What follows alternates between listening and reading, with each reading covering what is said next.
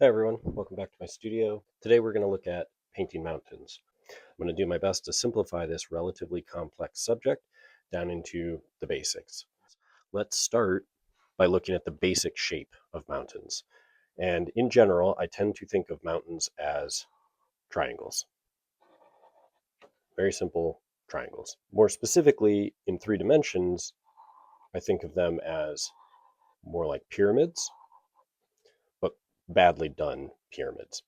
So if we take the basic shape of a triangle or a pyramid, we can modify it in a number of different ways by changing the angles of those three lines and thereby creating mountain-like shapes. So if we wanted lower mountains, we can do that. If we want um, older looking mountains, we just round the top.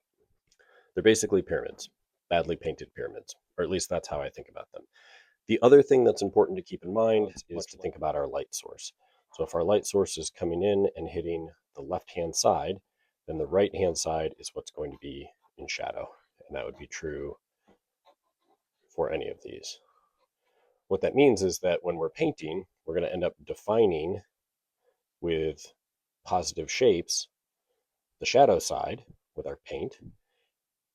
And then depending on what we want the lighter side of our mountain to look like, we might use the white of the paper if it was snow covered, or we might need to put some lighter color if it's not snow covered. The other important piece, if we have light coming in from the left-hand side, one of the ways that we can create this line that's right here is by painting everything except this light area. So we would paint outside and negatively define this line right here. So that's the basic idea. Let's put it into practice. So if we take our pencil and we draw in our basic pyramid shape, and bear in mind that these lines don't need to be straight, right? Mountains do all kinds of unruly things. And of course, they're not all repetitive shapes either, right? Now that we have some basic shapes drawn in there, let's go ahead and add a little bit of color. So again, I'm thinking about the right-hand side, which is going to be the shadow side, being painted positively.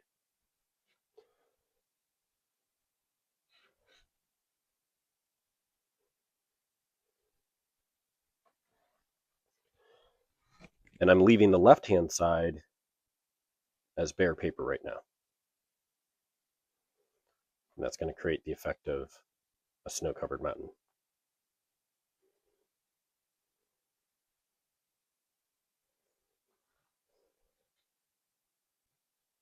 A little bit of clean water down at the bottom, just sort of soften and lose those edges.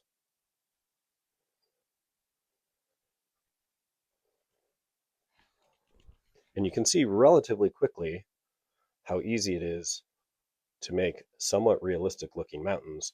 And all I've added in is one color. Now, if we added in sky and we painted the opposite side, the negative space, to the left of our highlighted area, you'll really see those mountains start to pop out. And this is not a sky painting, so I'm not stressing or worrying too much about the sky. I'm just putting some blue in so you can kind of see how that makes our highlights pop out even more. While these shadow areas are still wet, it's easy to go in and just dab in some different colors. The other thing that you can do is you can take a much lighter version of that color that you're using in there, get a mostly dry brush. So you can see I'm practicing here to make sure that I don't have too much moisture on my brush here. And you can just go right at the edge where your shadow color and your highlight color meet and just scrape down a little bit. Don't do it too repetitively and don't do it too much. But that'll just break that edge up a little bit and create the effect of kind of craggy Rocky Mountains in the distance. And it's very easy to get excited about this and do it too much. So I'm going to leave that alone after one more touch. So that's the basics of the shape and form. That's the basics of applying paint. Now let's talk about some of the additional pieces to consider. One of the additional pieces to consider is, of course, that mountains don't always come at us straight forward. Sometimes they're coming at us at an angle, so they're getting bigger due to perspective.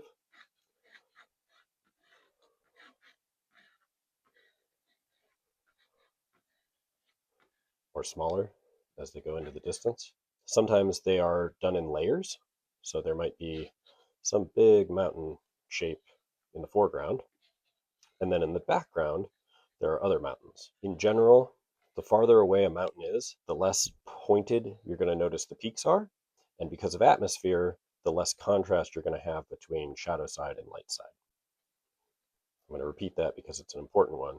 The farther away a mountain is, the less pointed the peak generally will be, and the less contrast there is between shadow side and highlight side. So in this case, with this particular sketch that we have here, this mountain, which is closer than this mountain and this mountain, and certainly closer than this mountain and this mountain, there's going to be more contrast between this shadow shape and this highlight shape than there is between this shadow shape and this highlight shape. Try saying that 10 times fast. What does that mean in practice? It means in practice, if I were painting this, I'm going to use a much lighter wash in my distance, because that's going to make the shadow value then lighter. It also means I'm going to give less detail between the shadow and the highlight in these distant mountains. While we're at it, we'll just quickly do these. These are mountains receding into the distance, just using basic perspective. These are mountains using distance and atmosphere and contrast and values to differentiate and separate the shapes in space. If I want to pull this mountain forward, I need to create deeper values in the foreground. So that means more paint, less pigment. And all of a sudden, these mountains in the distance start receding. I'm going to try to split the difference with a little bit more water and a little bit more blue and try to get a middle ground in these mountains that are directly behind my subject.